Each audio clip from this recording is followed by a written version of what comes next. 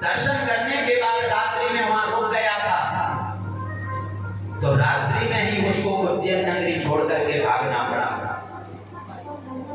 क्योंकि उज्जैन के राजा तो केवल महाकालेश्वर महादेव थे। अगर हमारे देश के प्रधानमंत्री दर्शन करने जाते हैं तो ऐसा नियम है कि दर्शन करने के बाद रात्रि से संध्या से पहले वहां से निकलना पड़ता है।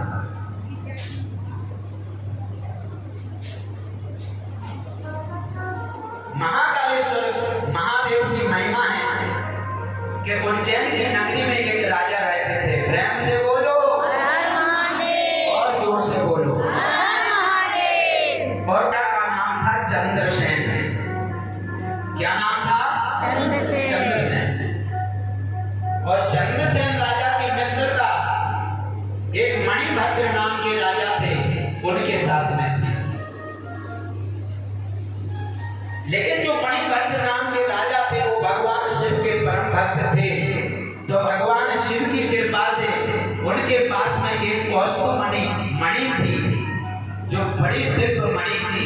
एक दिन मणिभद्र राजा ने खुश होकर के अपनी मणि अपने मित्र चंद्रसेन राजा को दे दी। अब चंद्रसेन राजा उस मणि को पहन करके बड़ा खुश होता है। एक समय एक राजाओं का समागम था, वहां पर गया। सभी राजाओं ने कहा ये मणि बड़ी कीमती है, ये मणि आप हमें दे दीजिए। तो मणिभद्र राजा ने उनको फटकार लगा दी, वो मणि नहीं थी, वो पुनः उज्जैन में आ गया। इस कारण से और जितने भी क्षेत्र में राजा लोग रहने वाले थे, सभी राजा लोग चंद्रसेन राजा से शत्रुता करने लगे।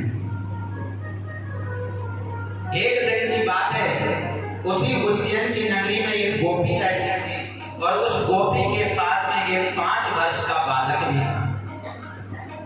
एक समय सभी राजाओं ने उज्जैन की नगरी पर चढ़ाई कर दी, तो चंद्रसेन राजा ने भगवान महाकालेश्वर की शरण ली और महाकालेश्वर मंदिर में जाकर के भगवान शिव की पूजा करने लगे। उसी समय वो गोपी अपने 5 वर्ष के पुत्र को लेकर के मंदिर में गई और मंदिर में जाकर के बैठ गई।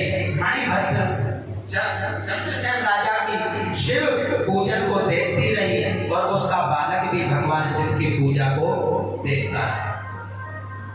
सभी राजा लोग आए और चढ़ाई करके वापस चले गए, और जब वो गोपी अपने पुत्र को लेकर के घर गई तो उस गोपी तो अपने घर में काम काज में लग गई। तो उसका 5 वर्ष का बालक बाहर गया और बाहर से एक पत्थर लेकर के आया, तो उस पत्थर को रख करके जैसे राजा ने भगवान शिव का पूजन किया था, वैसे ही नेत्र बंद करके मन ही मन भगवान शिव का पूजन करने लगे।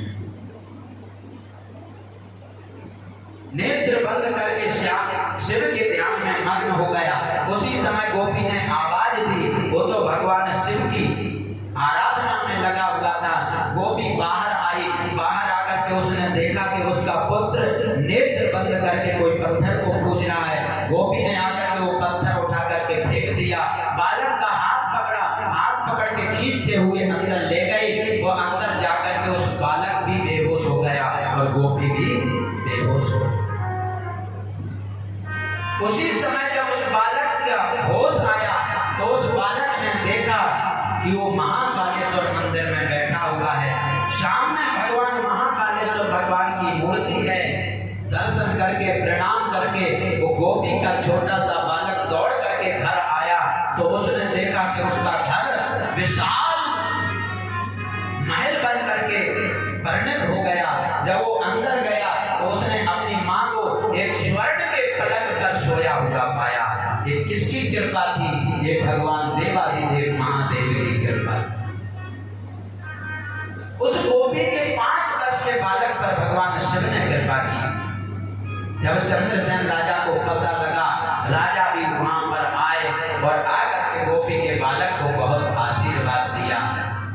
सब नगर के लोग एकत्रित हुए, बड़ा उत्सव मनाया और इस उत्सव का समाचार चारों तरफ फैल गया।